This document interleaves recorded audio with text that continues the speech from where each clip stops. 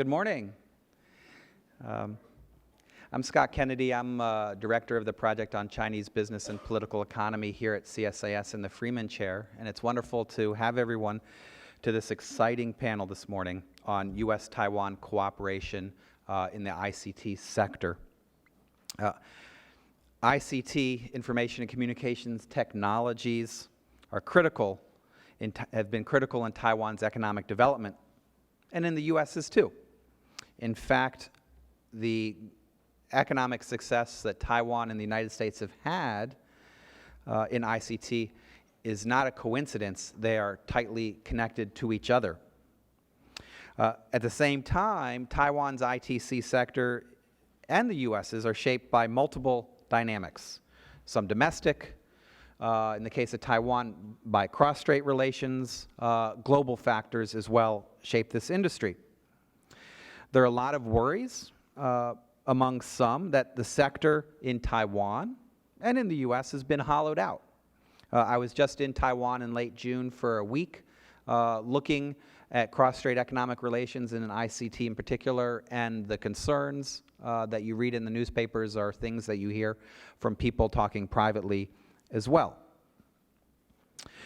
This fear and concern about hollowing out and what it means for industry and high-tech industries has reached an apogee and is part of the political discussion in both places.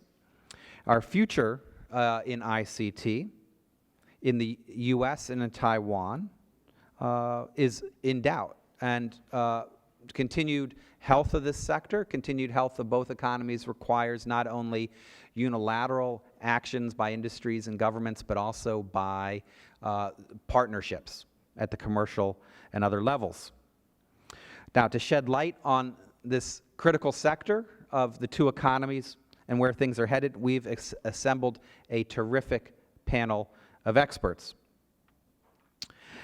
We're going to first have introductory remarks by James Lee, the Deputy Representative for TECRO here in the U.S., and then we'll have an in-depth roundtable discussion with the rest of the guests, and I'll introduce them then. So let me first introduce Representative Lee, and then I'll follow on, allow him to come up and make opening remarks for today. You have everyone's bios, I hope, in the brochures that we provided when you came in, so I don't need to go into huge detail, but it's suffice to say that Representative Lee has an amazing wealth of experience in North America and Europe and elsewhere. He most recently served as representative in the Netherlands. I'm not sure if that's in The Hague. If it is, then that's an interesting town to have been in the last few weeks, of course, as everybody knows. And he previously was head of the European Affairs Department at the Ministry of Foreign Affairs. Now, early in his career, he was in Honolulu, was there for 8 years, and he had his MBA, got his MBA from University of Hawaii at Manoa. So I see a pattern of him being able to live in exciting places with good weather, which means that now he's achieving balance by being forced to move to Washington in the heat of the summer where temperatures are off the charts. So as things were good, now things are a little bit more challenging with the wonderful weather that we hear. But hopefully we're only a couple months away from things actually being much nicer.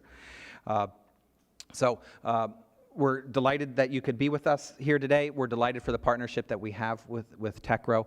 Everyone, please join me in welcoming Representative James Lee.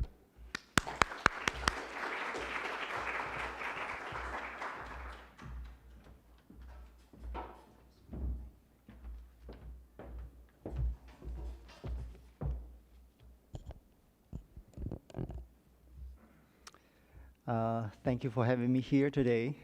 I think Scott is right. If you are not in the Washington, D.C., you don't know how to define D.C. Before I came here, I think D.C. is, the capital of the United States. That's it. But after being here for 1 year, I think I redefined it as a place, a post, very demanding and very challenging. So that is my sentiment after 1 year's service here. Very different from my previous post in the Den Haag. It's a paradise. Well, thank you, Scott, for your kind introduction. and I'm delighted to see so many friends here today.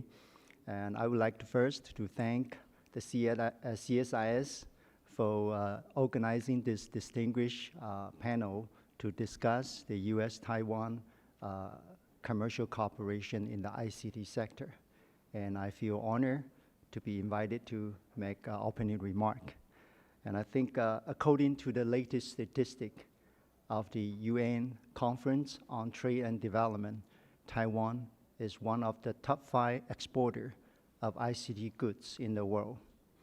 And Taiwan continues to maintain the greatest global market share in terms of production value in 7 ICT product categories, including tablet, notebook, desktop, integrated circuit, server, LCDs, and digital cameras.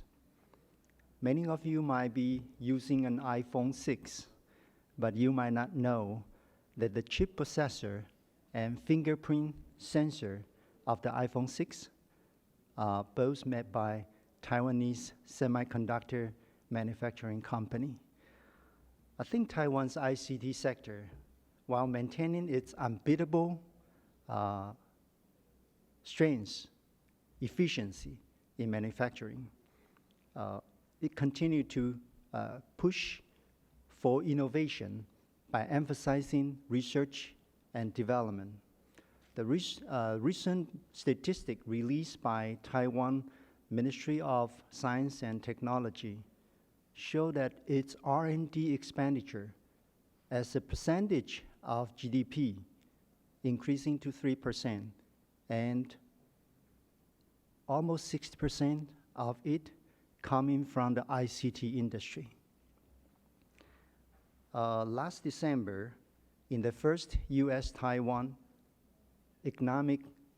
Digital Economy Forum convened in Taipei, ranking officials from both sides come together to talk about our cooperation in promoting our global ICT industry, global supply chain, and facilitating the digital trade. And 2 months ago, in her inaugural speech, President Tsai Ing-wen vowed to transform Taiwan into an Asian Silicon Valley.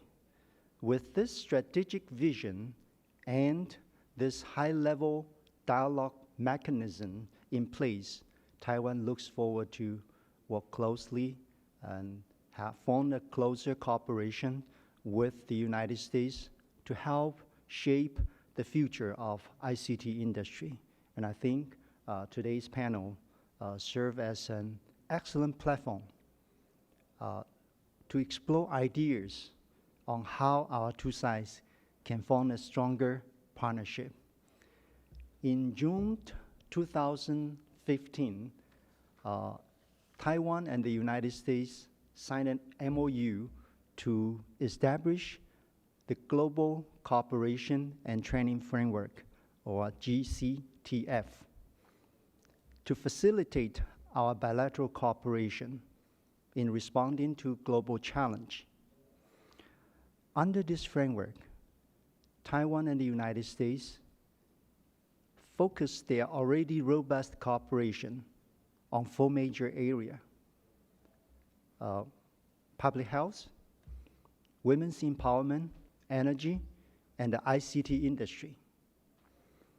This past year alone, together, we have already held several international training workshops on public health, such as Zika, dengue, and MERS, and the women empowerment workshops, and most recently, an energy efficiency conference.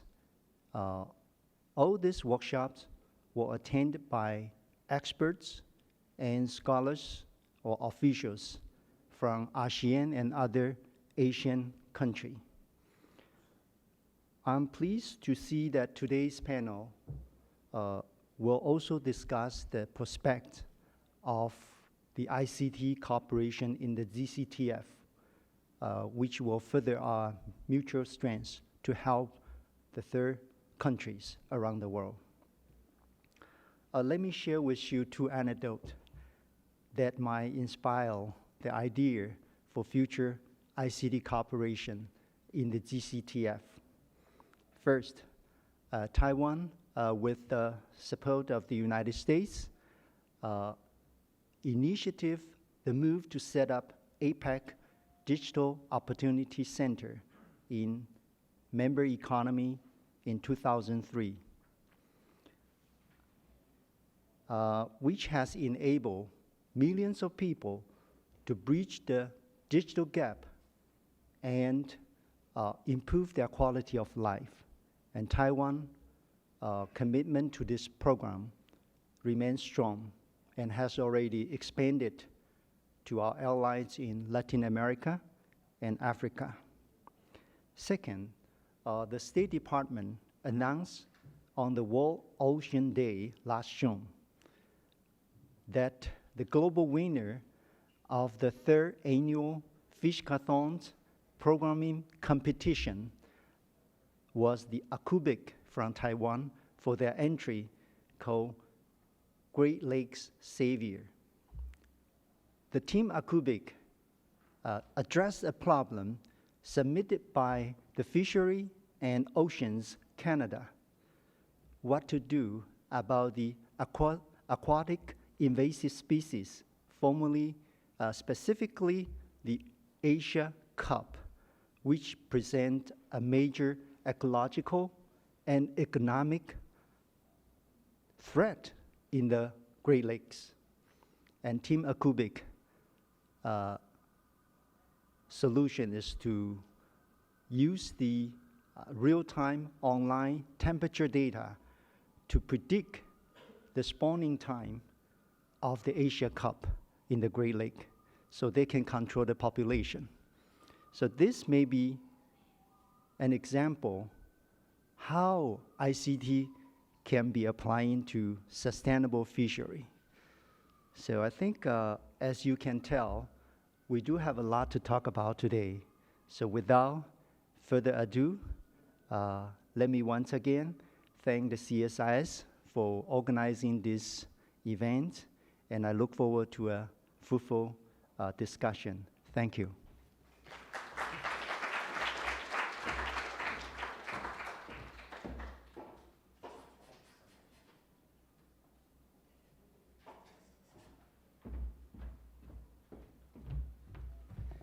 Thank you so much, Representative Lee. We really appreciate your support, and you clearly know a lot about ICT. I'm sorry we don't have you as one of the panelists to ask you follow-up questions on all of these things, so we hope that this will be enlightening for you as well as the rest of the audience. So let me invite the panelists now to come up on stage, and we'll get started with the panel discussion.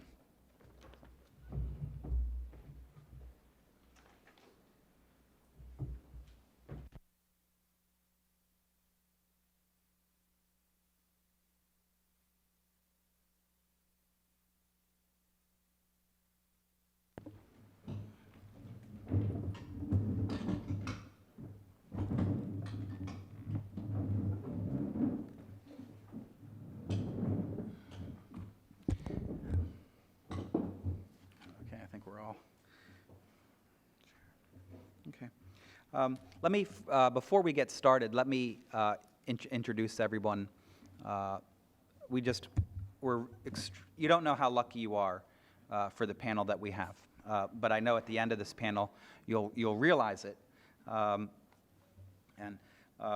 We don't even charge admission, but we should, as a public think tank in Washington. First, to my far right is Lotta Danielson, who's the Vice President of the US-Taiwan Business Council. She's been there since 2000. She's responsible for day-to-day operations of the council, membership, and their research. That's a big portfolio, and we're excited that you're here with us today. To her immediate left is Chun Shin Hong, who is the Director and Research Fellow at the Chonghua Institute for Economic Research in Taipei. It's Taiwan's premier economics think tank. Shin Hong is a leading expert on ICT, innovation, and industrial clusters, and other topics. He writes for a wide audience, academic, public policy. He also has spare time, I don't know how, to provide lectures at various universities around Taiwan, travels frequently. We're delighted that you've been able to make your way from Taipei here today. To his immediate left is an old friend of mine, Doug Fuller, who's with the Zhejiang School of Management. He's an expert on the political economy of development and innovation with a focus on East Asia. And we're super lucky to have him here today because he's just released an extremely important book, Paper Tiger, Hidden Dragons, from Oxford University Press. It's not about that same topic the movie was about, but I think it's even more important. And hopefully we'll hear some of the findings today in the discussion that we're going to have. The book explains the pattern of successful and failed innovation in China with a heavy focus on ICT, and of course that's got huge implications for Taiwan and the United States. To his left, immediate left, is Jimmy Goodrich, who's the Vice President of Global Policy at the Semiconductor Industry Association. He's responsible for only covering the world, but in fact, East Asia and China in particular occupy a disproportionate amount of Jimmy's time. He previously worked at the Information Technology Industry Council, Cisco, and UCITO. He's perhaps the best informed person in Washington on Chinese ICT policies. And to cap it all off, he just became a new dad. So I don't know how that's going to affect his research time, but nevertheless, he has a new research assistant who will eventually help him with his work. And to my immediate right is Steve Lang, who's the Deputy U.S. Coordinator for International Communications and Information Policy and Director of the International Communications and Information Policy Office in the Bureau of Economic and Business Affairs at the State Department. He's worked and served in a number of geographies, from Mexico to Mongolia, across Northeast Asia, Guangzhou, Taipei, Bangkok, and Cuba. He knows East Asia and China extremely well, but he knows the rest of the world in addition, so he'll be able to provide some comparative context as well for today's discussion. So I want to thank all of you for being here today. Again, we've got a terrific group. I'm going to open up things with questions for each of our panelists.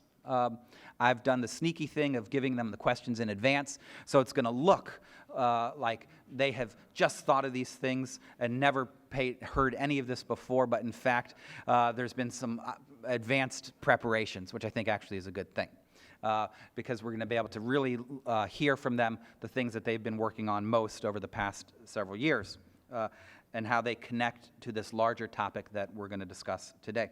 So I'm going to start with Lada, from the US-Taiwan Business Council, who follows US-Taiwan business cooperation more intensively than just about anyone. So Lada, if you could talk about US-Taiwan business cooperation, not just in ICT, but beyond over the last few decades. Where's this cooperation the strongest?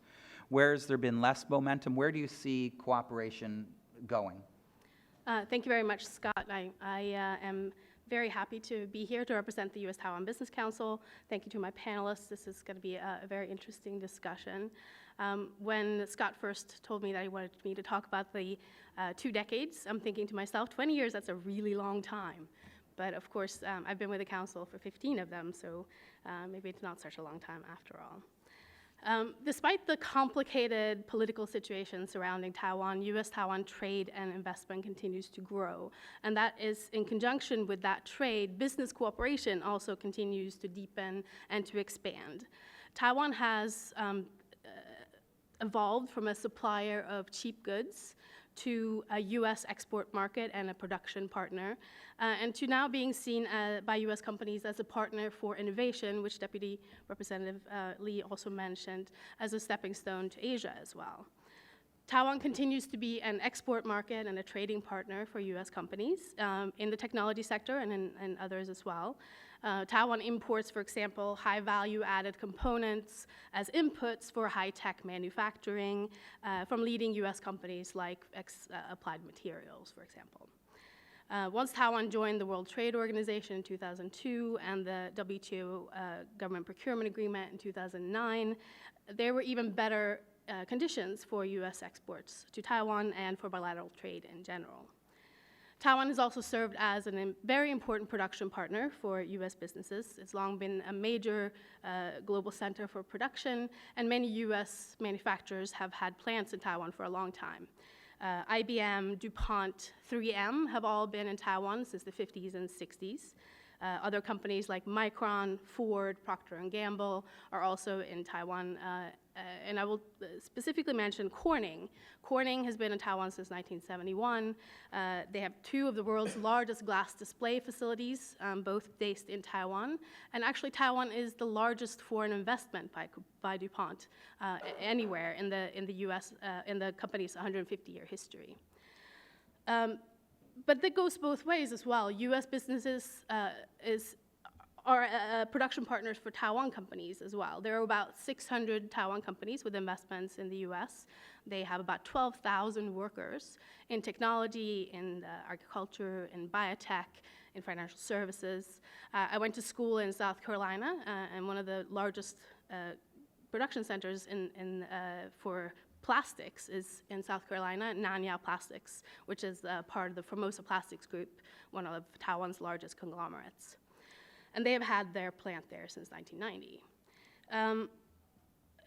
I think also Taiwan tech companies that have investments in the US concludes Foxconn, Acer, Mytek, Asus, and of course the semiconductor companies TSMC and UMC.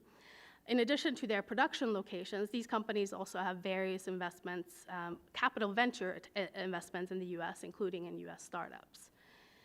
But in addition to being a production partner in an export market, Taiwan is increasingly becoming an innovation partner for US companies. Many Taiwan technology companies made their start as OEM and ODM producers for Taiwan brands, but the last decade had seen more and more deepening cooperation between US and Taiwan companies. The US has taken advantage of Taiwan as a tech cluster, as a an important production partner in the technology supply chain, as well as utilizing the tech expertise, the engineering capabilities, and the creativity of the Taiwan labor force. And Taiwan companies, of course, get access to US leading edge technology. In the last decade, we've had tremendous changes in the consumer market in favor of mobility. This was a challenge for Taiwan because their PC market has always been their flagship sector, and it's been tough for them to sort of switch gears. And the PC market has been in decline, in particular, since 2012, and now the smartphone and tablet markets are softening as well. So where do we go next? The Taiwan government and business leaders recognize the need to make changes to improve the ecosystem for new technologies and for true technology partnerships. The new government of President Tsai Ing-wen is focused on the 5 innovative industries. So that includes defense, green energy, biotechnology, smart machinery, and Internet of Things. And among other things, as Deputy Representative Lee mentioned, they want to continue to develop Taiwan into an Asia Silicon Valley, which it already is to a certain extent, but they will continue to expand that for the future. They also want to change the current production paradigm towards an Industry 4.0 with an emphasis on smart manufacturing. So business partnerships are also seeing this sort of move towards innovation and internet-enabled technology. We're looking at things like IoT, cloud, virtual reality, wearables, et cetera. And I wanted to give a couple of examples of these. So you talked about R&D. HP, Dell, IBM, DuPont, Microsoft, they've all established research and development centers in Taiwan, and there are several other US companies as well. They're driving innovation, not just in Taiwan, but also for their global and their Asia operations. So Google, IBM, and Microsoft have all established cloud computing centers in Taiwan. Facebook and Apple are looking as well at Taiwan as a center for global cloud computing. Even a Hollywood special effects firm is running its animation and visual effects cloud processing in Taiwan. Taiwan server companies like Hanhai, Inventec, and Quanta are working with Amazon and Google on big data processing. There's cooperation on digital content, so Chinese language software, applications, gaming, esports. I don't know if you know about Amazon-owned Twitch, which is a gaming broadcaster, and they're actually targeting Taiwan as one of their major markets in Asia. There's cooperation on financial technology. US companies are working with Taiwan companies and Taiwan banks on mobile payment apps, digital wallets, that sort of thing. Wearables, of course, is also another momentum. Smart textiles, smart watches, smart jewelry. I'm wearing a Pebble watch right now. Pebble is a US company that is doing their development and their design as well as their production in Taiwan. Of particular interest is the nascent virtual reality segment for graphics, connectors and components, advanced chips, but also for virtual reality applications, going beyond entertainment and going in towards healthcare and manufacturing, that sort of thing. The Taiwan-produced HTC Vive, which is built in cooperation with US gaming company Valve, sits at the very forefront of the virtual reality wave. And if you haven't tried the Vive, I would highly recommend it. It's quite fantastic. So those are the companies and the businesses that have sort of momentum. Where are we seeing less momentum? Well, legacy tech products, traditional PC components, maybe LCD panels, something that's not cutting edge. And that's because I think both US and Taiwan companies are looking to other partners, such as China, Malaysia, Thailand, et cetera. And I think that's it for me. Thank you. Terrific. That's an excellent overview of both economies and recent trends. I'm going to turn now to Shin-Hong.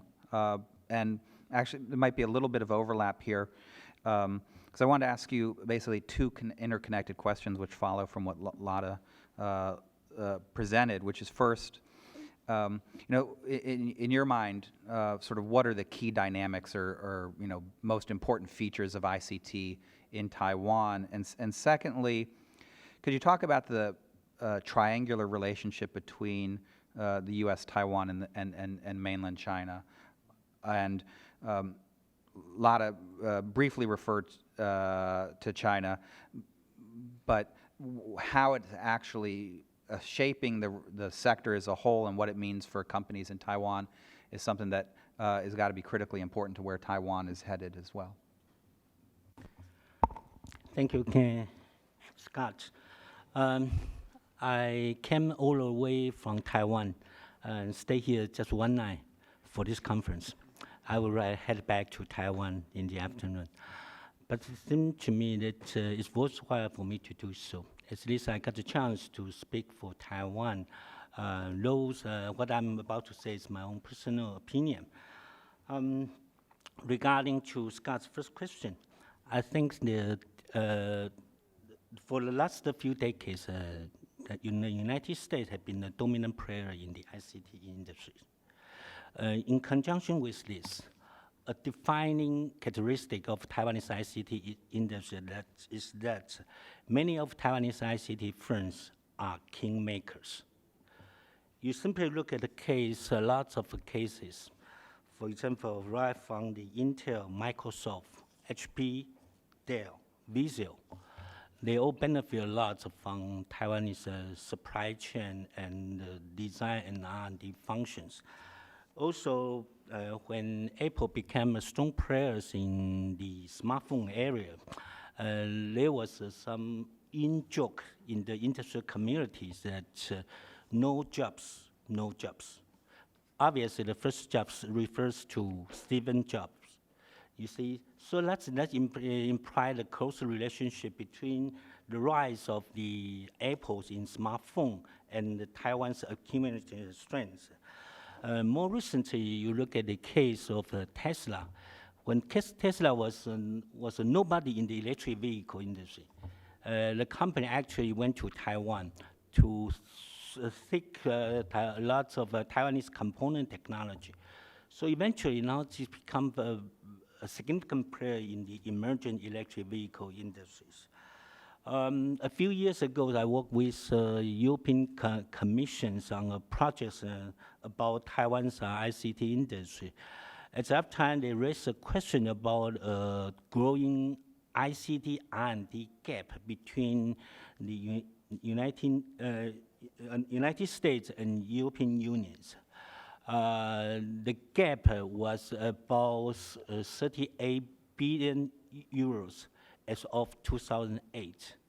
But I talked to them, if you look at the close relationship between Taiwan and even India and the United States, you may find that the gap between US and Europe actually could be much larger, wider than the statistics suggested, because the United States has done a better job in leveraging the R&D strengths in East Asia, especially Taiwan and India.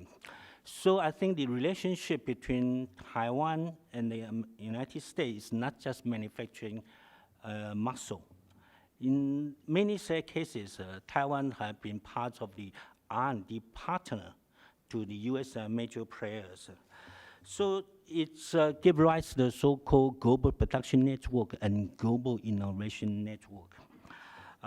This has been the major characteristics in the ICT sectors, in which Taiwan has played an important role. In the formation of the global production network and innovation network, a lot of industrial players from different countries and operating in different locations work closely together in designing the products, in even producing and delivering the product to the end market. So this, with this process, Taiwanese ICT firms become quite internationalized. Initially, they made our investment to Southeast Asia. But as for the rise of China as a major economic manufacturing powerhouse, a lot of Taiwanese firms were driven by their branded customer to invest in mainland China. Once I heard from top managers of Foxconn, they say that it's easy for them to decide where to invest, because as long as the customer want to invest, they will go there. So if you look at the relationship between Taiwanese firms and their American counterpart, you may see that it is the American customer who sits at the driver's seat when it comes to the investment location, offshore investment location for Taiwanese ICT firms. So this gives us to all the so-called triangular relationships between Taiwan, China, and the United States. Nowadays, you can see that in terms of production and export, Taiwan tend to focus on the so-called high-end intermediate goods, because a lot of components or parts have been localized within mainland China, become part of the so-called Chinese indigenous supply chains. Because the scale of the multinational operations in mainland China become so substantial, so a lot of Chinese firms got to invest a lot in mainland China. But still, there are some cases that Taiwanese firms work together with the US firms in different ways. For example, recently I heard a case that a Taiwanese company called Heda actually now is working together with Tesla to set up manufacturing operations in United States in order to serve the local market in America. So I think the relationship becomes more complicated, partly because the market force becomes or market side becomes a major factors in determining the location of Taiwanese operations. So that's why we need to look at the close relationship between Taiwan and Americans in the more dynamic ways. Before, we used to focus on the so-called cost down to reduce the production costs. Simply, try to come to terms with the decreasing profit rate, the margins in the ICT industry. But now the market factor become more the significant in defining the so-called new partnership between Taiwan and the United States. So I guess that's what I wanted to say for the first time. Thank you. Terrific. Shin-Hong, that was fantastic, extremely helpful. We're going to turn now, the next two commenters are going to try and put the bilateral relationship in context, first regionally and then second through looking at one specific sector. So I'm going to turn now to Doug from Zhejiang University, who's just written this book on innovation and in China. And the China part of the equation obviously is extremely important. So that leads to the question, to what extent are Chinese high-tech companies really becoming competitive in technologies where Taiwanese companies have been successful? To what extent is that more a competitive relationship than the cooperative one, which it seems to have been over the past decade plus? And to what extent has Taiwan investment in China helped contribute to the creation of successful Chinese companies, which then may end up displacing Taiwanese companies? So let me leave there. That's a lot to ask. Okay, thanks, Scott. So on these two questions of the rising Chinese competition and then how Taiwan contributed that, there's actually a very particular story in the IC industry, the semiconductor industry, but I'm not going to talk about that right now since that's Jimmy's bailiwick for the presentation, but maybe later on I'll add 2 cents about that. But if we look at the competition from mainland China in ICT vis-a-vis the Taiwanese firms, I think the big firms we think about when we think about China, a lot of them are not in the same areas. So Huawei, probably I would argue the most legitimate, technologically sophisticated IT industry firm from the mainland.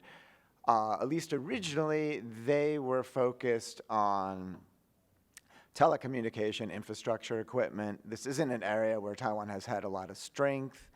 So that's not really a competitive dynamic there. In fact, Huawei, albeit sort of quasi-secretly, even has R&D operations in Taiwan. I think they still don't admit it, but they are there. So there's no sort of competition there. And another area would be, of course, all the sort of web-based services where there's these large Chinese firms, Tencent, Baidu, Alibaba. Part of that, their dominance may be due, arguably, to regulatory and other protection inside China, but Taiwan hasn't really been that successful in developing those type of firms in any case. So that's not an area of competition either. The main area is sort of in the computing realm. But even here, I would argue that the Chinese firms aren't as competitive as one would think. So in computing, you typically think of Lenovo in China. This is a very large firm in terms at least of computing, personal computing volumes. They're the largest firm in the world. But there's a lot of weakness in Lenovo once you look beyond just the sheer size of the firm. And here, I guess I'm going to go back and talk a little bit about the history. So when Lenovo was, before it bought IBM's PC division in 2004, Lenovo was basically extremely reliant on Taiwanese ODM suppliers. And they weren't reliant on these firms in the same way that HP or Dell or Toshiba were reliant on those firms. Because for the large branded firms from Japan or North America, they also had a lot of input into the design of these computer products. But Lenovo was basically sort of taking off-the-shelf products. Then they bought IBM. For a while, it looked that they were going to become a very serious competitor. In fact, in the initial years after they bought IBM, in terms of price per computer, they were ranked very, very high vis-a-vis the major international competitors. But over time, Lenovo sort of misutilized this asset they'd bought from IBM, and their price per computer actually has been in quite severe decline compared to their competitors. Even their competitors from Taiwan, like ASUS and Acer. Typically, I think these days, people assume that Acer isn't very successful. But if you're looking at margins and price points, they're actually doing better than Lenovo. And I would argue a big part of that is Lenovo, after this big splash of internationalizing through acquisition, has quite heavily retreated to the Chinese market. They're still very heavily reliant on a market where prices are quite low. If Lenovo has a competitive advantage, it's probably in its channels. It's very extensive channels throughout China. It's really dominant in the Chinese countryside, but there the price points are even lower.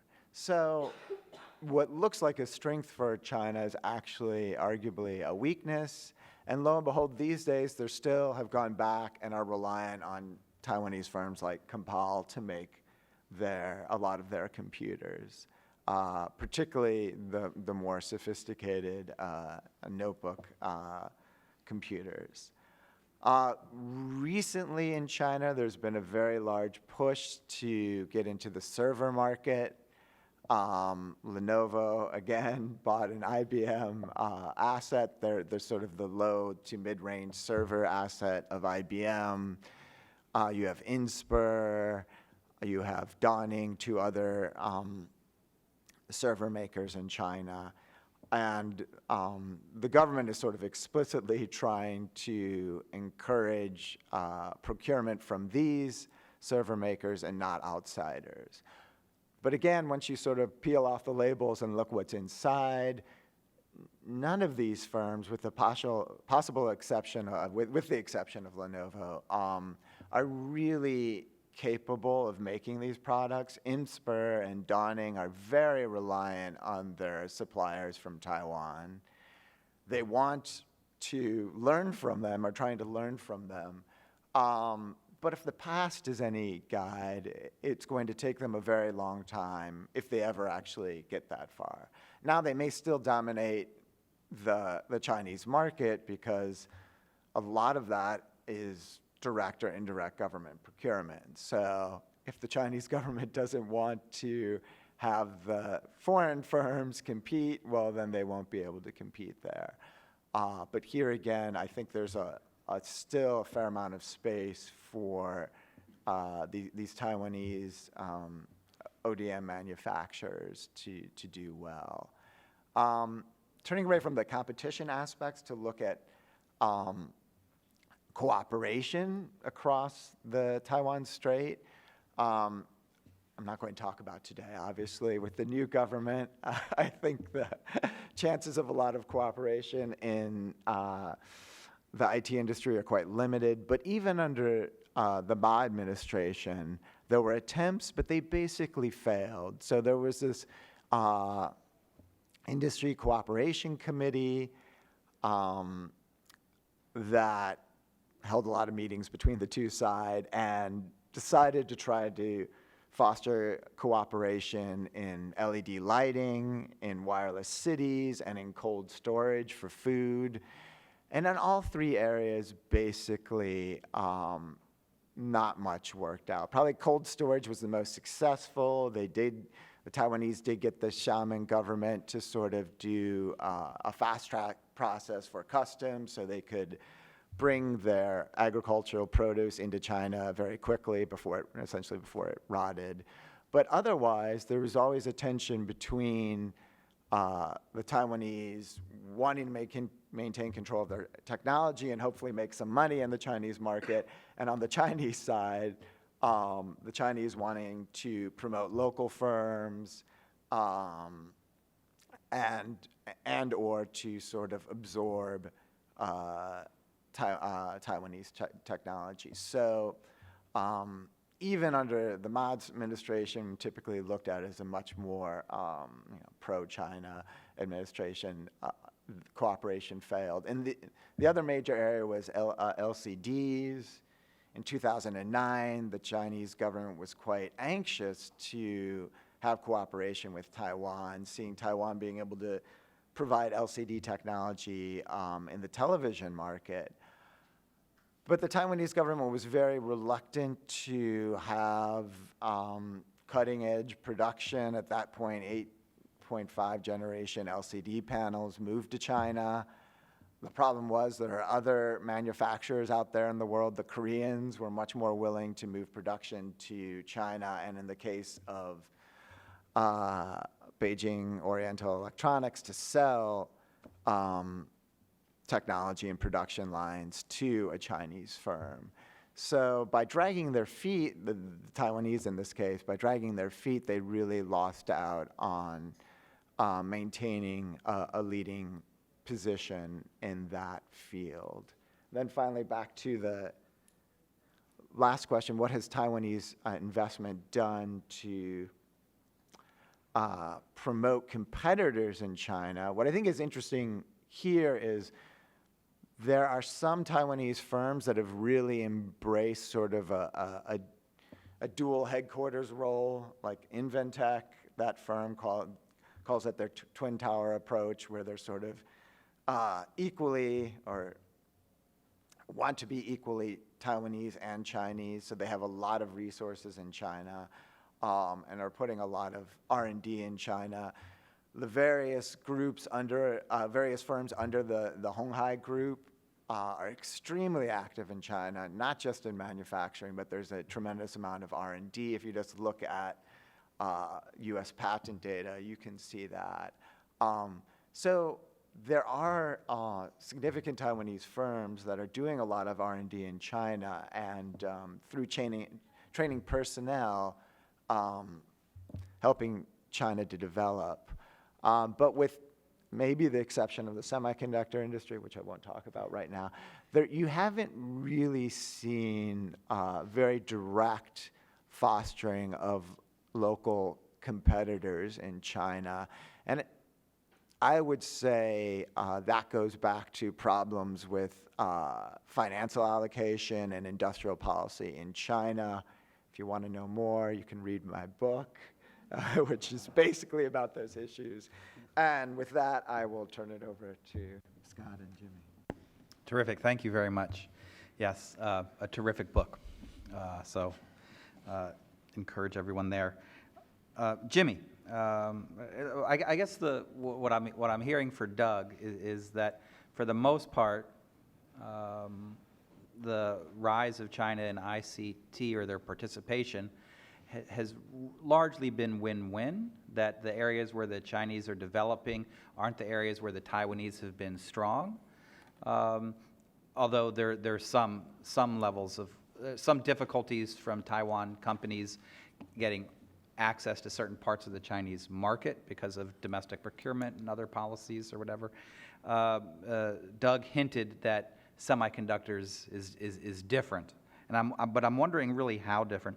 I did see in the newspaper this morning that Tsinghua Unigroup just acquired, or is about to acquire, XMC because they want to move up in memory.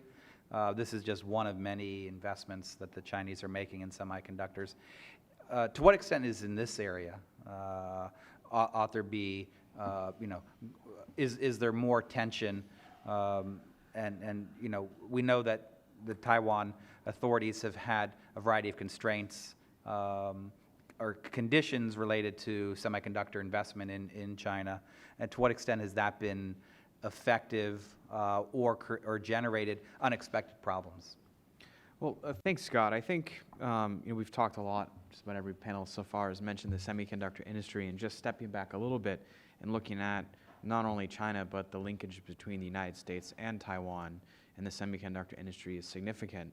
A lot of people forget, you despite all the rhetoric over the last couple of weeks in the campaign, we still make things here in the United States. For example, semiconductors are the third largest manufactured export out of the United States after automobiles and airplanes. So there's still a significant amount of manufacturing and design. The United States is the world leader in the semiconductor industry in terms of sales revenue. And our supply chains and our customers are worldwide. 80% of our customers are overseas, and more than 50% of the inputs into things that we make, the stuff that we design, are from locations around the world. And our industry is worldwide in terms of its manufacturing footprint as well. And Taiwan is one of the most significant destinations for export of parts of the supply chain and also partner in production, as Lada as well mentioned. And Taiwan is a leader in some of the areas of the semiconductor industry today. For example, in semiconductor manufacturing, Taiwan has the single largest share of installed capacity for semiconductor manufacturing, surpassing Korea, Japan, and the United States to be 22% of worldwide semiconductor manufacturing. And that really supports the U.S. semiconductor industry, as many U.S. semiconductor companies are fabless. They don't themselves have manufacturing facilities. This was a model that actually was pioneered in Taiwan by Taiwan Semiconductor Manufacturing Corporation, founded by Morris Chang, who actually started his career in the United States working for U.S. semiconductor companies. And so companies that we hear of today that are engaging in innovative technology breakthroughs like artificial intelligence, NVIDIA, a lot of the chips that they make, for example, that will be powering your autonomous vehicle, are manufactured in TSMC, or Google's newest artificial intelligence processing chip, the Tensor sensor, was also manufactured at TSMC. And of course, everyone today has mentioned the fact that Apple's in-house designed microprocessor is manufactured at TSMC as well. And there's other foundries as well in the Taiwan market. But so there's a lot of trade between the U.S. and Taiwan in the semiconductor industry, given its role in the fabless foundry sector. But there's also a lot of export of U.S. semiconductor equipment. It's the second largest manufactured good from the United States to Taiwan, are coming from companies like Applied Materials, Lam Research, KLA Technologies, all headquartered in the United States, manufactured in the United States, exporting to Taiwan. And so there's a huge amount of linkage. And the third of that, of course, some of the largest U.S. FDI into Taiwan are coming from semiconductor companies. Micron Technologies is in the process of acquiring a major Taiwan semiconductor firm called Inotera Memories for $4.8 billion. One of the largest inbound FDI deals into Taiwan is coming from the U.S. in the semiconductor industry as well. So there's a tremendous amount of linkages across the supply chain. I think without the Taiwanese semiconductor industry, the United States would not be successful in the innovation that we have today. And also without competition from Taiwan, that's market-based, that's following market-based competition, companies like Intel and others would not be also pushing the boundaries of innovation and limits that they are today. But there's certainly challenges to that looking forward. Of course, we've talked about China. There's also organic changes happening within our industry. What's powered the growth of semiconductors has been something called Moore's Law. Not really a technological concept, but an economic concept where, because of advances in technology, we can double the amount of transistors and have the cost of a chip in roughly 12 to 18 months. We actually just published a study that is more or less aligned with consensus that Moore's Law is not dead, but it's slowing down. And so because of that, the industry is looking for new ways to propel innovation to the future, and is also, we've dwelled upon here, the traditional sources of growth for the semiconductor industry, the PC sector, the smartphone sector, are saturated or slowing. And so there's a strive for looking at new sources of technological growth, like the Internet of Things, autonomous computing, autonomous driving, and AI, et cetera. But China as well is making a massive push in the semiconductor industry. For decades, as Doug's research has pointed out, has been kind of a laggard in the semiconductor industry, despite massive investments or significant industrial policy pushes from the Chinese state. And that's really been for financial reasons and also poor planning. But in 2014, the central government in China, looking to change that equation, announced a new plan with $160 billion of funding. It's one of the single largest funded industrial policy initiatives that the central government has for any sector, period. And as part of that, they've been engaging in a very rapid effort to buy as much IP and technology as possible, to also invest in their own companies, but also be very pragmatic about that. And to date, we've seen a lot of openness by leaders in China to partner with leaders in the industry from Taiwan, from Korea, from the United States to help them grow their domestic capabilities. And so since this new plan has come out in 2014, every single major Taiwanese semiconductor company has increased their investments in mainland China. TSMC is opening a $3.5 billion manufacturing facility in Nanjing. PowerChip is opening a $2 billion facility in Hefei. UMC is opening a $3 billion facility in Xiamen. MediaTek is also selling a $600 million business unit of theirs to a Chinese partner. And this really has been a consensus by the global industry that China has made it explicitly clear that they want to have a semiconductor industry. And increasingly, there's a notion that you have to pay to play to be part of the China market. And so you see a challenge not only within Taiwan, but also within the United States about how to maintain competitiveness, how to maintain market access when, for companies like MediaTek, 50% of their customers are Chinese headquartered smartphone vendors. And so how do they maintain competitiveness, protect their IP, but also maintain access to the fastest and most important market for these companies is a challenge that we have together. And there's actually many things that we can do, I think, working with Taiwan to help maintain the competitiveness of our sector, the semiconductor industry, from maintaining the linkages, looking at trade policy. Taiwan's doing a number of smart things like investing in education. The new government's talking about investing in semiconductor research and development, has set up a new integrated circuits innovation and R&D alliance in partnership with industry and government. These are all smart things that Taiwan should be doing to maintain this industry, because what Taiwan has in terms of education and talent and research is something that to date mainland China does not in the semiconductor industry. And then finally, the rule of law and intellectual property protection is critical in that in the semiconductor industry, we have the highest percentage of our revenues reinvested back into research and development. Roughly 19% of our profits are plowed back into research.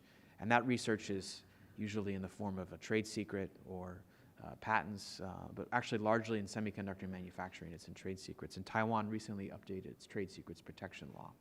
And that's a major issue, certainly for the industry, and very important, given that at the same time, Taiwan has seen a huge increase in trade secrets theft in the semiconductor industry. And so with that, I'll conclude my remarks and happy to talk about some of these on the discussion. Terrific. Thank you very much, Jimmy. Extremely informative, helpful, and I think we've got a nice chain of conversation going on here, and we're going to wrap up the initial conversation with Steve, who's from the State Department. So, you know, as I mentioned before, you've served in a lot of different geographies, but now you sit in an incredibly important position within the office in the State Department that thinks about information and communication technologies for the U.S. from a strategic perspective. How does what you've heard so far and also your experience, you know, make you think about US-Taiwan cooperation in ICT? Where might we promote additional cooperation? Representative Lee mentioned the US-Taiwan Global Cooperation and Training Framework Agreement. Is that where you would focus, or, you know, and in addition to that, where else would you place attention?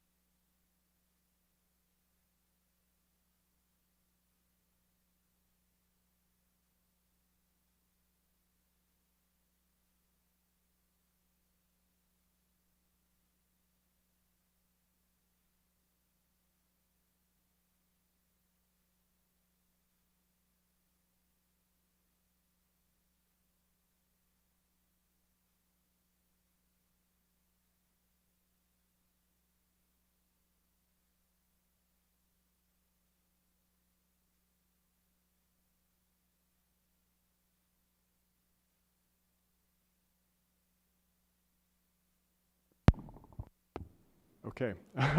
Boy, that's louder. All right, great. These include things like digital trade, cross-border payment systems, connectivity, expanding connectivity around the world. We are very happy that that event was a success and look forward to holding our next one, and we are planning to hold our next Digital Economy Forum before the end of the year. And I think that's a useful area a useful venue for future cooperation between us. But I do also want to highlight, as Scott mentioned, and I was also very happy to hear Deputy Representative Lee highlight as well, the global cooperation and training framework. As Deputy Representative Lee mentioned, we've had some very successful programs, particularly in the areas of health and women's empowerment and energy security. But I think that ICT is another area with a lot of potential for cooperation there. And I think the GCTF is important in particular because Taiwan has a lot of experience, valuable experience and knowledge that it can share with its partners around the world, with its neighbors.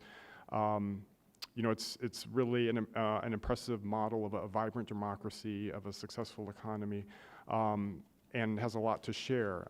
One area that my office is particularly interested in working with Taiwan is in expanding connectivity. The State Department has a relatively new initiative called the Global Connect Initiative that was launched by Undersecretary Kathy Novelli last September in New York with the goal of bringing the stakeholders from around the world together to bring another 1.5 billion people online by 2020. And I think that's an area where Taiwan has expertise and valuable experience that it could share with others around the world. So I think there is a lot of potential there for us to work together and a lot of challenging issues that my fellow panelists have mentioned. So we are very excited to continue exploring those opportunities. Thank you very much, Steve. I'm just going to use the prerogative of the chair to ask one more question, and I invite anyone on the panel to respond. But I want to give our audience a chance to ask questions and offer comments as well, which is an important CSIS tradition. And I want to go actually just a little bit beyond ICT, if we could. As was mentioned, the Thai government has identified 5 innovative sectors. Taiwan is known for ICT, and it's known in advanced technologies almost exclusively for ICT relative to others. So if you look at these other industries that have been identified, biotech, green energy, I guess the Internet of Things is connected to ICT, precision, machinery, defense. What has it been about the ICT experience in Taiwan, the cooperation with the U.S., the global supply chains, that could be adapted to these other sectors? Or is there something about ICT in particular that's distinctive that makes the transfer of that type of model more challenging for Taiwan collaboration with the United States? Or should we be optimistic that if invest as much energy, ingenuity in these other sectors, that the prospects for those are as equally high? Let's start with Jimmy. Scott, I can add, and I think others might have some thoughts on this as well. I think one of the biggest factors that has contributed to Taiwan's success, at least in the semiconductor industry, and potentially others, has been human capital flows. If you look at the executives across the Taiwanese semiconductor industry or other parts of the Taiwanese tech sector, virtually all of them have spent, or a large percentage, a decade or plus, or spent their early careers working for U.S. companies in the United States.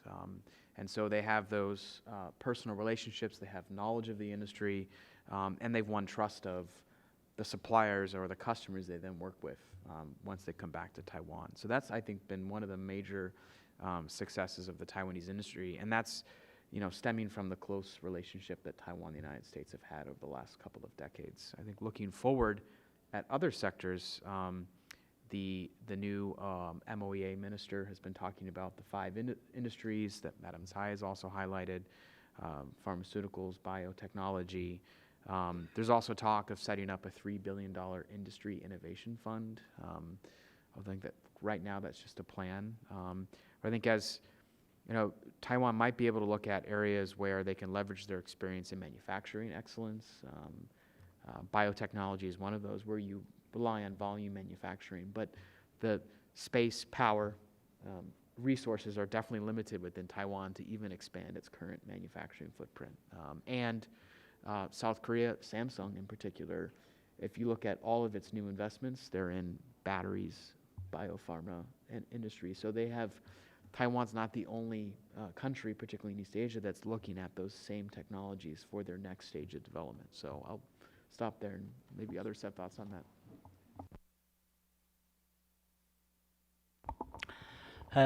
Just now, Doc mentioned that Taiwan and China are competing in different areas.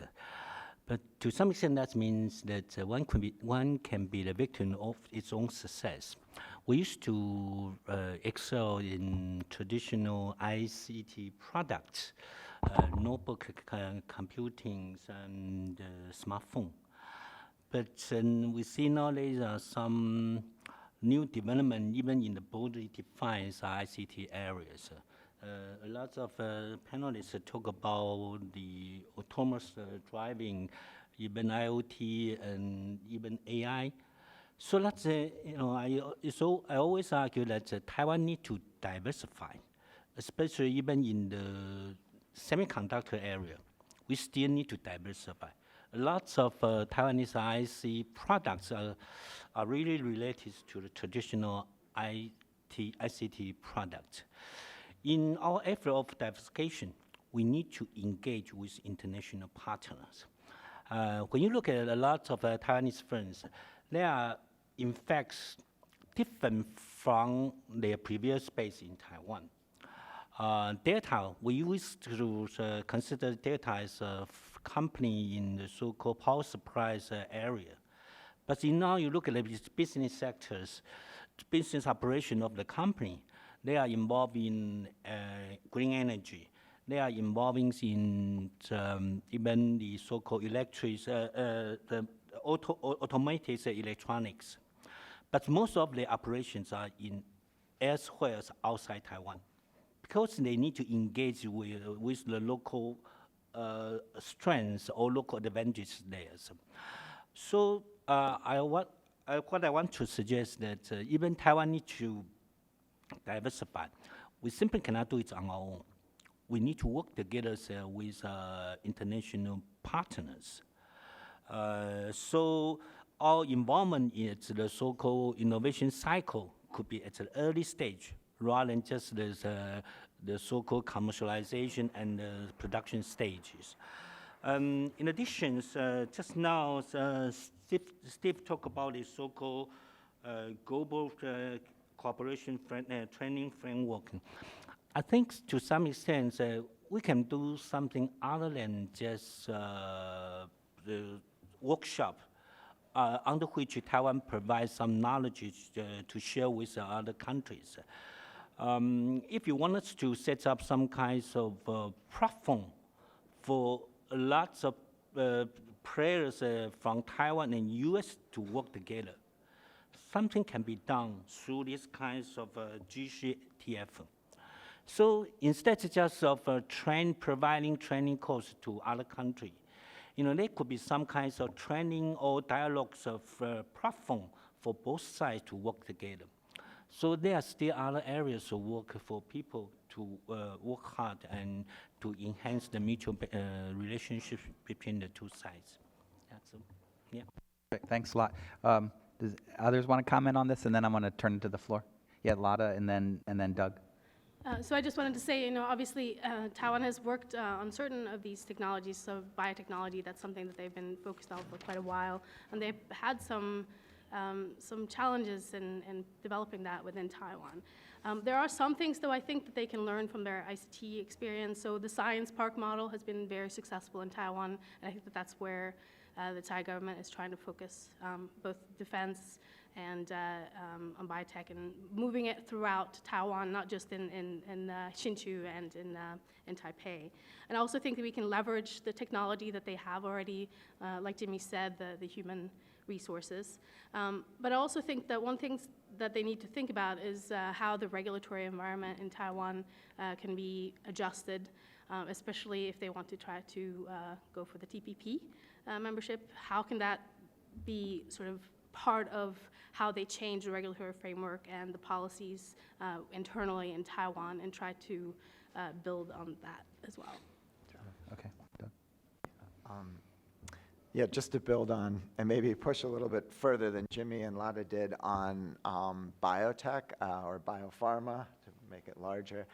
I'm quite skeptical that this will work out for Taiwan, just because the scale of investment needed.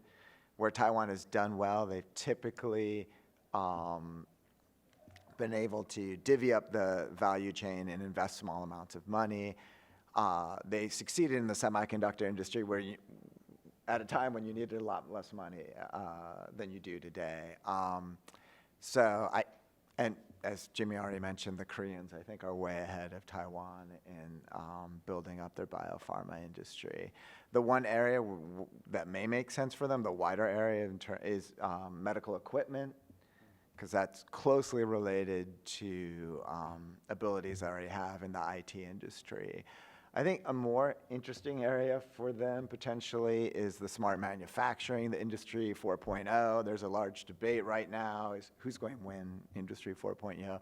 It's going to be the Germans who came up with the term and are, the traditional machinery powerhouse, or is it going to be somebody else who, the problem the Germans have arguably is they've never been very good at software. I think that's the hope of the US and other countries, is that maybe they're not as good at the machinery aspects as the Germans, but much better on the software side. And Taiwan potentially could also play a role in this area. It does have this machinery industry, and although software has not been its strength per se, I think it's more attuned because of its IT industry to designing in for software requirements. Okay, terrific. Thank you all. I think it helps to put this sector in the context of other sectors as well. All right, we've had an extremely fruitful debate. Everyone in the audience has been amazingly patient. Since we have about 10 minutes or so left, I think if we've got a lot of questions, what we'll do is we'll just collect a series and then let the panelists respond as they'd like. So please raise your hand, after I call on you, identify yourself, and keep your comment to a question and a question as opposed to multiple questions. So who would like to go first? Yes, the gentleman in the fourth row. Excuse me. And we have microphone. Hi, Eric Altbach of the Albright Stonebridge Group. We have the privilege of representing clients in both China and Taiwan. And I used to work at USTR covering US-Taiwan trade issues. The presentations have been terrific, and many of you have noted the Tsai administration's interest in expanding Taiwan's existing strengths in high technology, higher value-added sectors. Obviously, Taiwan can't compete in terms of the incentives it offers foreign partners to deepen cooperation and investment in Taiwan. It can't compete with the resources that the government can provide to finance these activities, but it can compete in having very high quality human capital, a best, world-class regulatory environment, IP protection regimes, and facilitating trade and investment and industrial partnerships by addressing the concerns that motivate foreign companies as they decide which jurisdictions and which partners they have to choose from in the context of a variety of incentives, pressures, strong arming in some cases, as we see in China. But the question is Taiwan prepared to take the steps to address the regulatory concerns there's been dramatic improvement in IP protections. That's terrific. But there are many regulatory issues. There are many concerns about the provincial character of Taiwan regulatory agencies. There's some questions about whether Taiwan can handle the complex competition policy questions, IP competition policy nexus, which can be very challenging, and some cases have arisen in China that have raised real anxieties for foreign companies. So when we're talking about collaboration in high technology, these are absolutely critical. Taiwan's new leadership, I think, is very focused on that. Can they do it? Can they motivate the regulatory agencies that like to move at their own pace with their own unique characteristics to understand that you cannot succeed unless you make dramatic, rapid improvements to create the kind of environment that foreign companies need and want if they're going to deepen their partnerships? All right.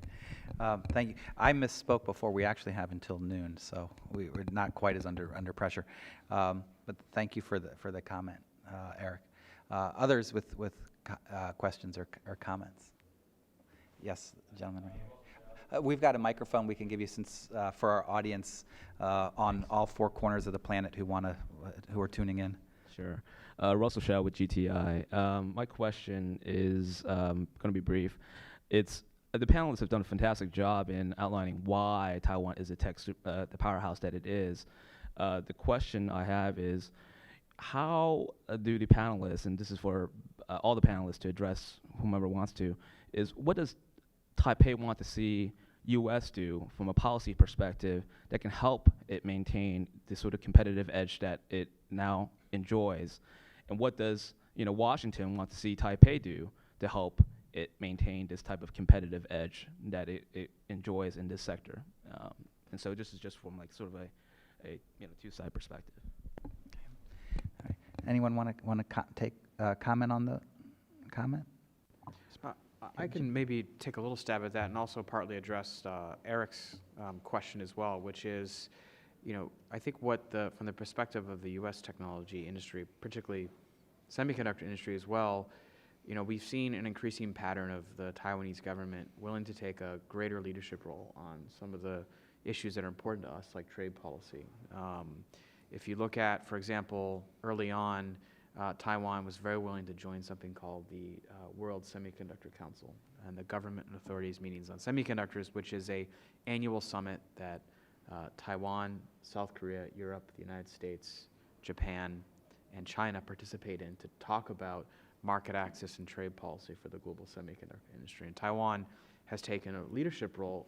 In particular, they've been able to make tough decisions with their domestic constituents to help promote international trade. Most recently, they really struggled, but also at the end of the day, took a leadership role domestically to help expand something called the Information Technology Agreement, which is a WTO plurilateral agreement that has been a significant contributor to IT growth by enabling all tech products under that agreement to trade at zero tariff. And most recently, it was agreed and implemented on July 1st that will be expanded to 200 types of new products. And there was a lot of debate and discussion in capitals around the world, including in Taipei, around what should be in and what should be out. And ultimately, Taiwan became a strong proponent of this for this agreement, even though it did not include something that was dear to their heart, flat panel displays, but included a lot of next-generation semiconductor products, machinery, tools. And Taiwan was very active in Geneva, was active within other organizations like APEC and others to help promote this trade agreement, even though they had domestic opposition for some of the industrial sectors that weren't promoted. So this is one area where, I think the global industry wants to see Taiwan be more active within the WTO, within other regions to help promote trade in ICT, and we've been seeing Taiwan take a very active role in doing so. And I think that's important for in the future when and if Taiwan looks at something like the TPP. So thank you. That's super helpful. Sure. Steve? Thanks. And I'm definitely not going to try to address the question of what would Taiwan like to see the United States do. But from the perspective of the United States and the things that we would like to see Taiwan do, I think Eric raised some important questions about regulatory environment in Taiwan, and there are, I think, a variety of concerns in that area, a lot of which get out of the area of expertise that I work in on communication and information policy. But I think one of the reasons our Digital Economy Forum back in December was useful was because we had a very valuable exchange on questions of what are the types of regulatory frameworks that encourage innovation and growth, and the counterparts that we were working with to arrange it. The delegation from Taiwan was led by the Ministry of, or the National Development Council. And I think from their perspective, there was a lot of interest in hearing from us about our regulatory approach to a variety of issues within communication and information policy. So I think that's an exchange we would like to continue to address some of those concerns. Shinho? I think the ICT's landscape is on a way of paradigm shift. Somehow we got to deal not just about production innovation. We also have to deal with new regulatory issues. So that's why a lot of panelists talk about this regulatory issue.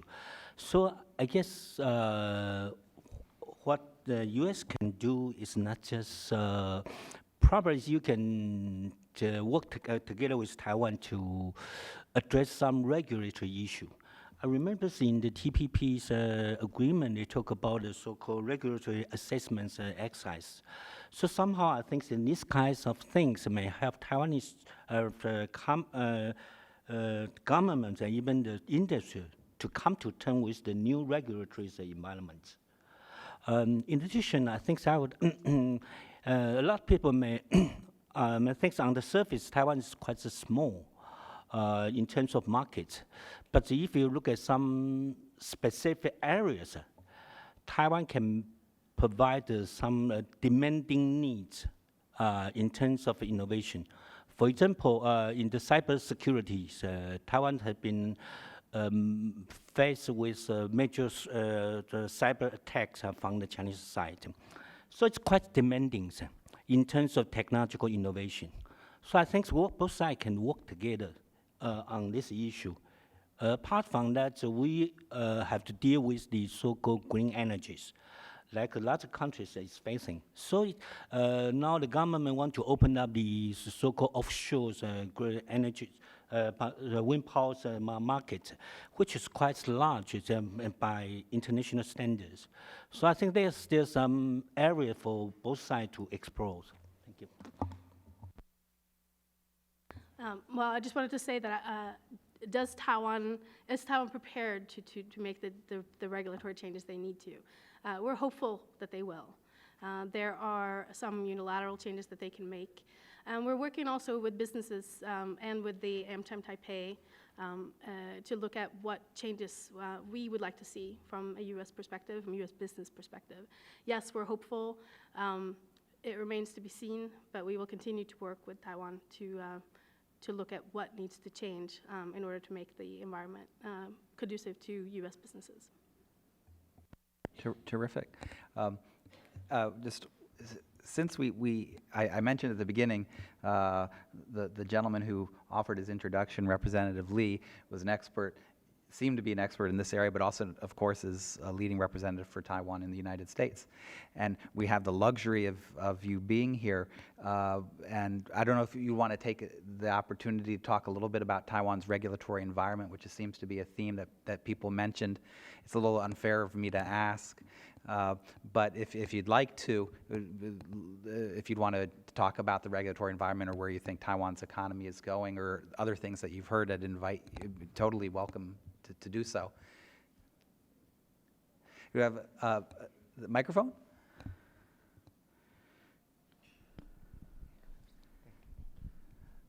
I think Taiwan has demonstrated its resolution to join the TPP and conduct a complete review of its regulations to meet the high standard of the TPP agreement. So the panelists talk about the regulatory review. I think the Taiwan government has made some progress in this process, including the adaptation of by the parliaments on the trade secrets law, and also upgrading the IP intellectual property rights protection by setting the court. So things like that is moving on, and I think that will be very helpful for Taiwan become a responsible and a reliable partner in the semiconductor or other high-tech industry cooperation. Thank you. Terrific. Thank you so much. It was really unfair of me, but I really appreciate it. Let's go here to the gentleman in the fourth row along the edge.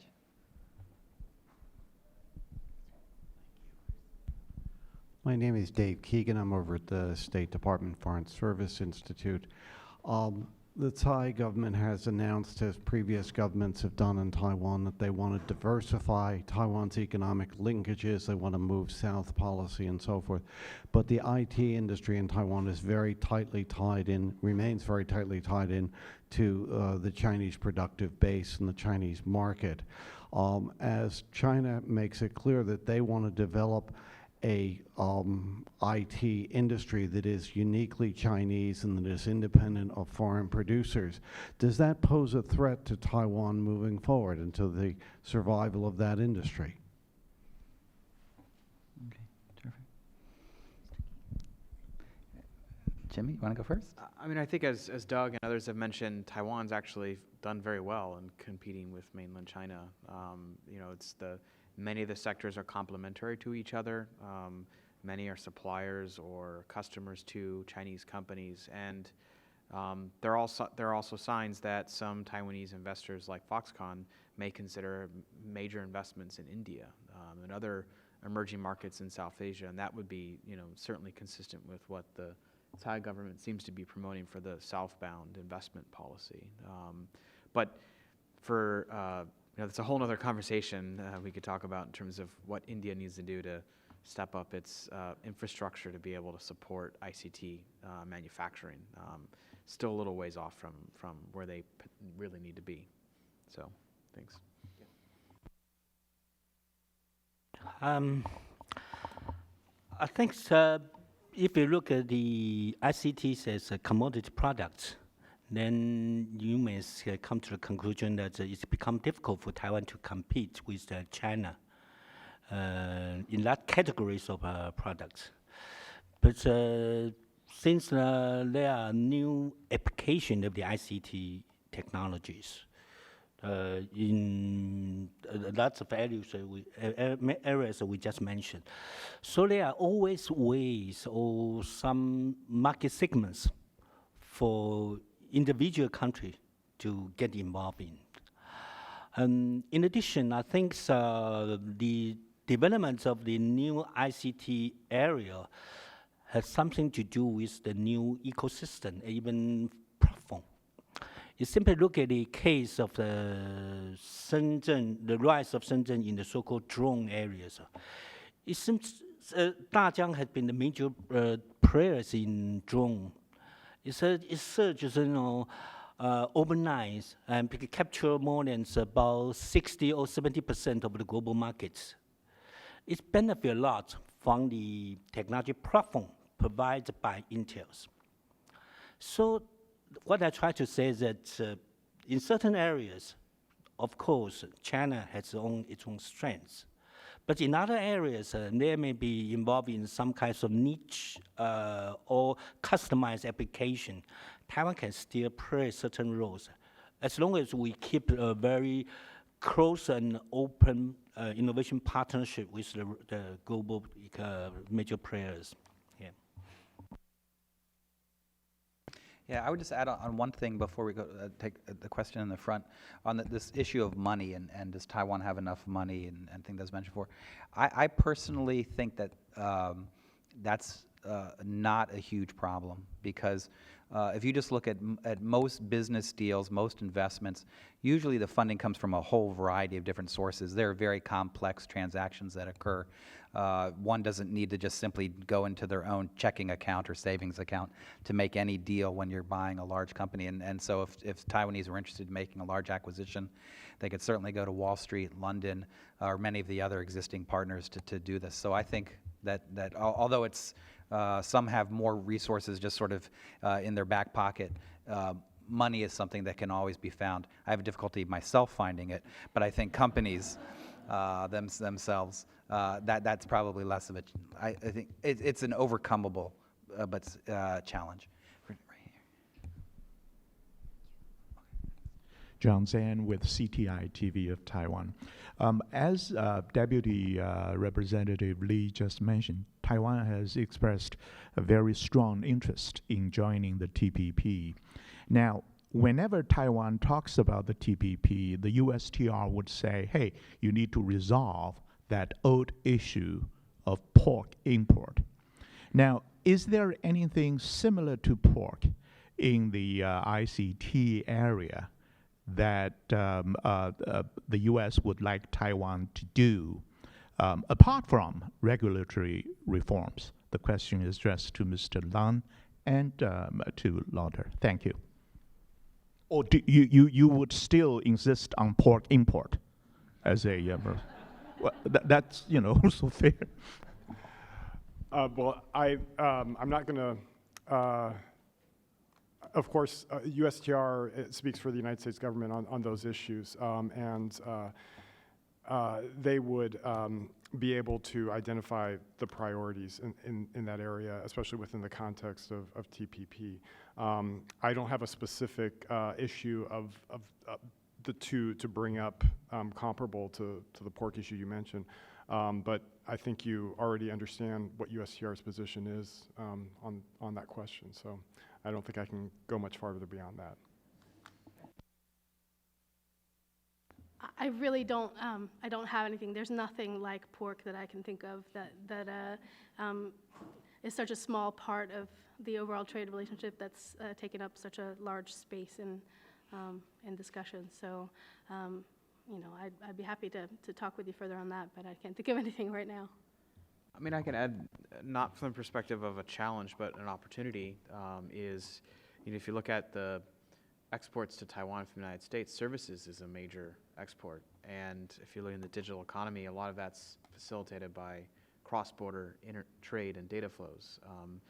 Taiwan's part of the trade and services agreement talks, and there's some real innovative, hopefully, principles that will be developed there that are similar to those in the TPP. So Taiwan's already part of discussions that will help lay the groundwork eventually, if Taiwan is interested in the TPP, to be able to make some of the commitments they would need to do that, to be promoting the digital economy within that context. And that would be cross-border trade in digital, cross-border data flows for digital services, which is very important to Taiwan because of the strength of its services industry.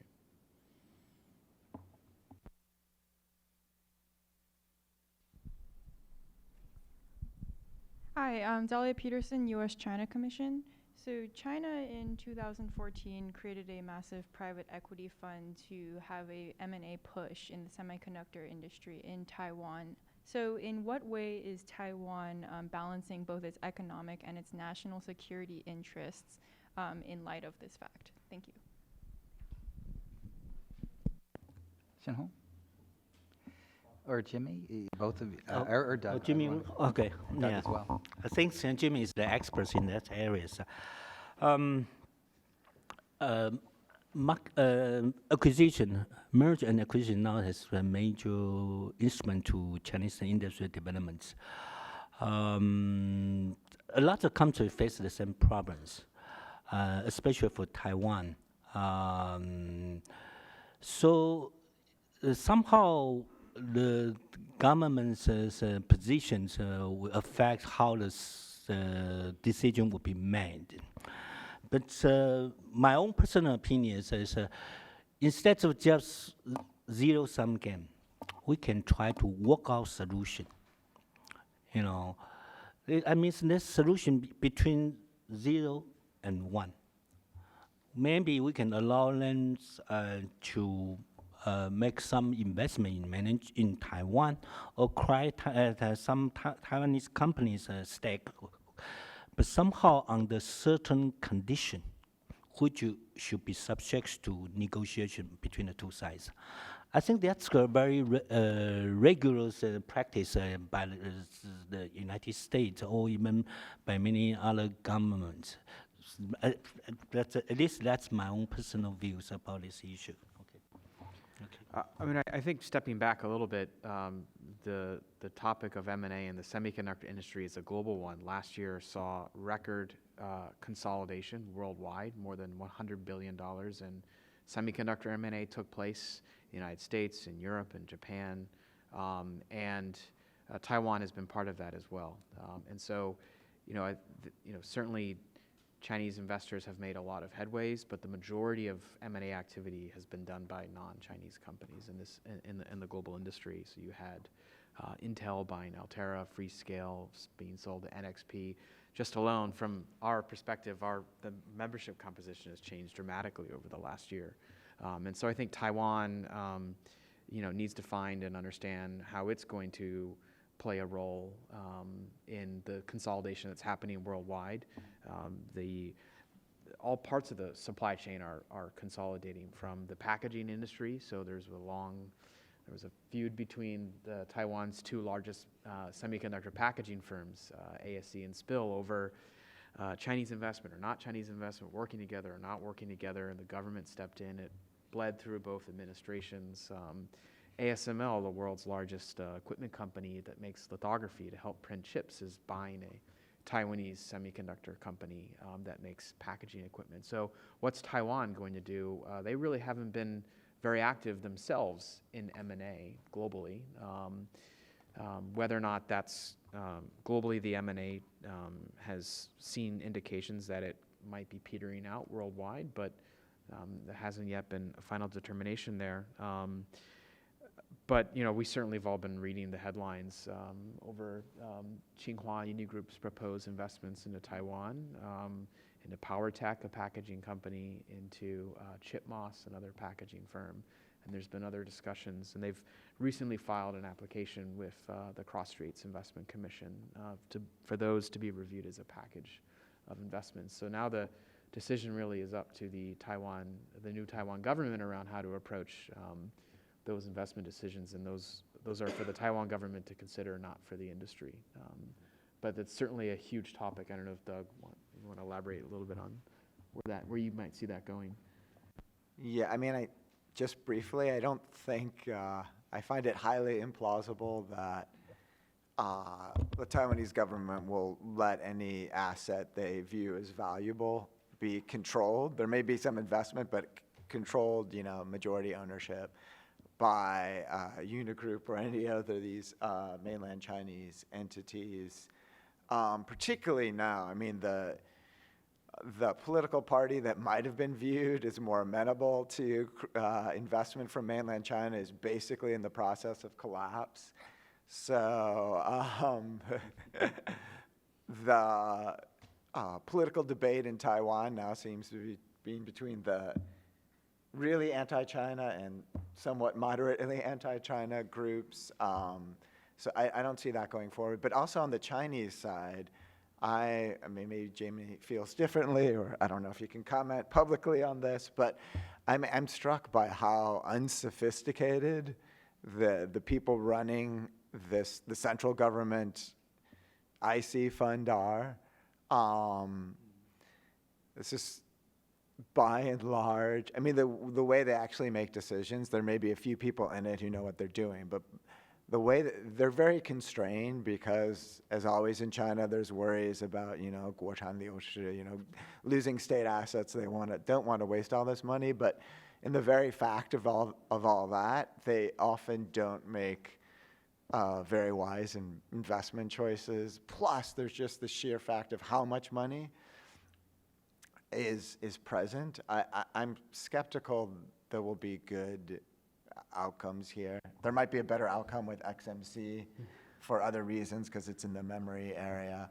But in terms of M&A and broad, and whether they're making judicious acquisitions or just driving up the price for acquisitions globally, I would side on the latter. So I think to add on that, as Professor Chen mentioned, that currently there's a belief that China, in some areas, for example, in the semiconductor industry, appears to be pursuing a zero-sum strategy of all-out win over their foreign competitors, particularly in this sector.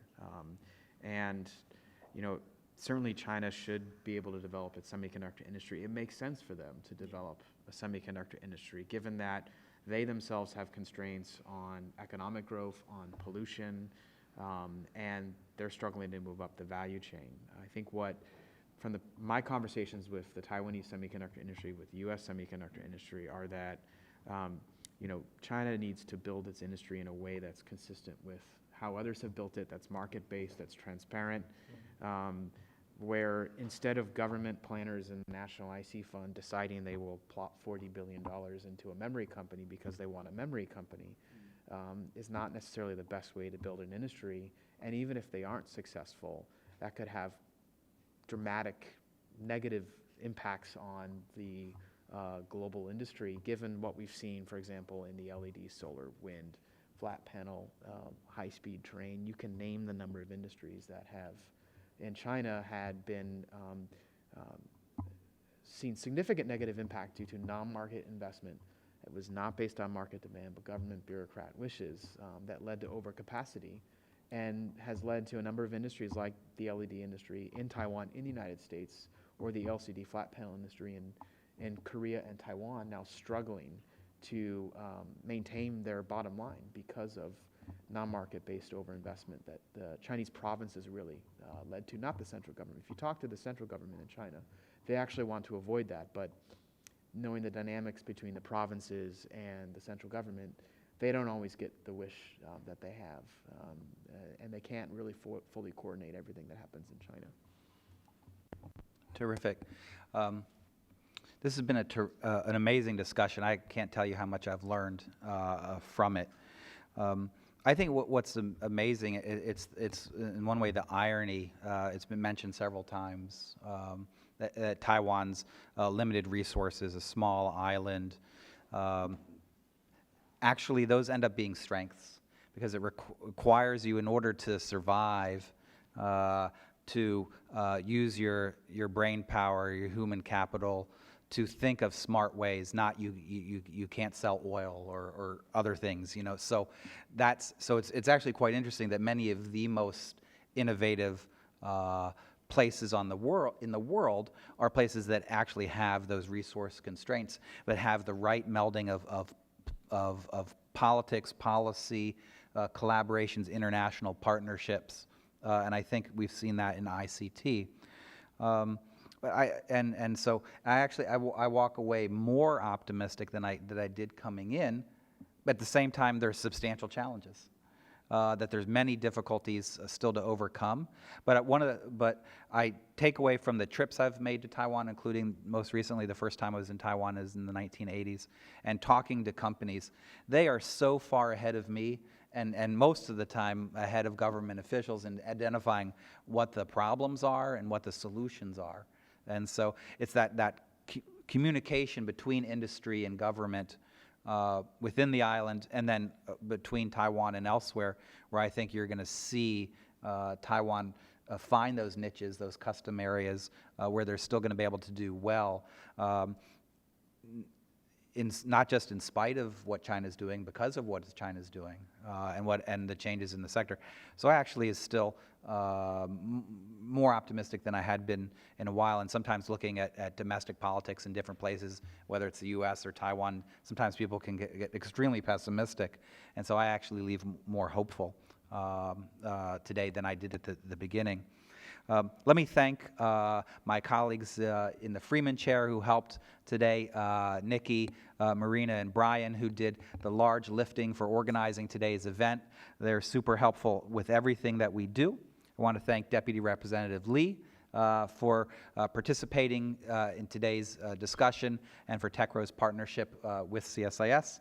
And I also want to thank, of course, our fantastic panelists who have come from near and far to offer extremely important comments and insights that have moved the conversation along quite a bit of ways. So if everyone in the audience would please join me in thanking our panelists and everyone today.